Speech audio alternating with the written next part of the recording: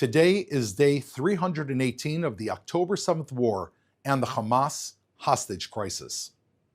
This may be the last opportunity to get our hostages home. That are the words of U.S. Secretary of State Antony Blinken, as Hamas again rejected a deal. Hamas is threatening, give us the ability to murder more people in Israel in the next October 7th, or we will murder more hostages right now, just like they claimed to have done a few days ago. Because Hamas are murderers. That is their operational DNA. People ask, how could they have done what they did on October 7th? This is because Hamas is a cult of evil, a cult of death. This has not changed over the last 10 months, and we can see this at the negotiating table. Israel needs our hostages home, and for Hamas not to be able to take more hostages tomorrow.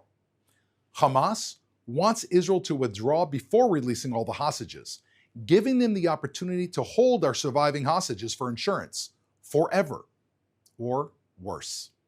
Israel is breaking Hamas on the battlefield, and Israel does not want to hand Hamas victory at the negotiation table. Israel does not want to hand Hamas the ability to again threaten the lives of the people of Israel.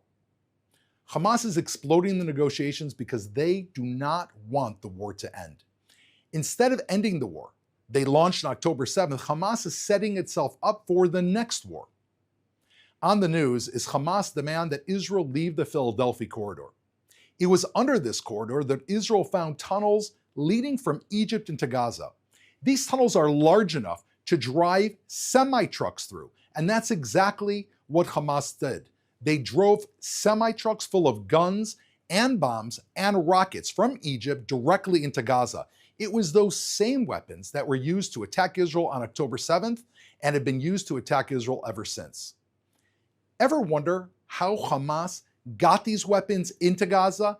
It was under this route that enabled them to bring those weapons inside. What nation would allow the very terrorists who want to destroy them the ability to access the very weapons to do so? For Hamas, the Philadelphi to Gaza route is a weapons lifeline. However, for the innocent people of Israel, the Philadelphi to Gaza route is a death line. Everyone in Israel knows that if we ever left the Philadelphia corridor, we would simply have to return, just like last time. Hamas demands to be able to send those weapons unimpeded into northern Gaza to attack Israeli communities, names we've heard of like Kfar Aza and Be'eri, to attack the same places again. And if there's any doubt that this is their intention, we only need to listen to what Ismail Haniyeh, the former leader of Hamas, said weeks after October 7th. He said, we need the blood of the women, the blood of the children, and the blood of the elderly. This was a forerunner of exactly what Hamas carried out under his leadership on October 7th. Hamas thinks its secret weapon for winning and being able to do another October 7th massacre like it promises to is actually you. Hamas is cheering from deep inside their tunnels every time the number of Gazan civilians goes up. That is their plan to manipulate global audiences and to force Israel to allow it to survive. More dead Gazans on the screen is Hamas's endgame, so that the world will force Israel to stop fighting and to leave them in place, to rebuild, to plan, and to attack again. But most rational people know Hamas is evil. They know that Hamas can't be left standing, still holding our hostages.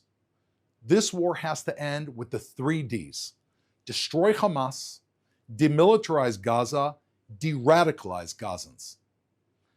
Just last night, a man exploded himself in Tel Aviv. Police confirmed it was an attempted terror attack. It was a miracle that he did not reach his destination, which was undoubtedly to carry out a suicide attack against innocent Israeli civilians. Earlier in the same day, a terrorist hit a 38-year-old man with a hammer. He murdered him in an industrial zone where Jews and Arabs work together side by side. These attacks are a reminder that an Iranian-backed Hamas terror army attacking from Gaza isn't the only threat. Hamas, Islamic Jihad, and Fatah terrorists are constantly trying to murder innocent people, as Iran continues to flood the area with weapons. Hamas doesn't control most West Bank homes, Judea and Samaria. Why? Because Israel is there to keep them in check. At the same time, so-called moderate Palestinian Fatah President Mahmoud Abbas does control the area, and he pays murderers. The more people they kill, the more cash they get. This is called pay to slay, and it has to stop. He educates his people to hate Jews and glorifies those that succeeded in murder by naming streets after them. As we mentioned yesterday, Fatah officials praised Hamas' October 7th massacre, and Abbas himself this week offered prayers for the Hamas bloody murder leader Ismail Haniyeh. But this shouldn't be surprising. All we have to do to understand Hamas and Abbas' ideology is to look at his doctoral thesis, which is called The Secret Relations Between Nazism and the Leadership of the Zionist Movement. In his PhD, Abbas blames not the Nazis, but the Zionist Jews for bringing on the Holocaust as a means for gaining world sympathy for a Jewish state.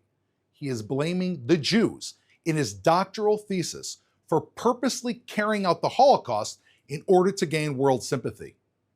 This is the same Abbas, this is the same ideology. And that's why Israel sees Abbas and Fatah as simply another face of the Hamas problem. That's why Israel objects to returning Abbas and his radicalization to the Gaza Strip. Thanks for watching. Drop a comment below. Don't forget to like, share, and hit subscribe to stay updated with our latest content. Until next time, stay informed and inspired. This is Djobnik signing off.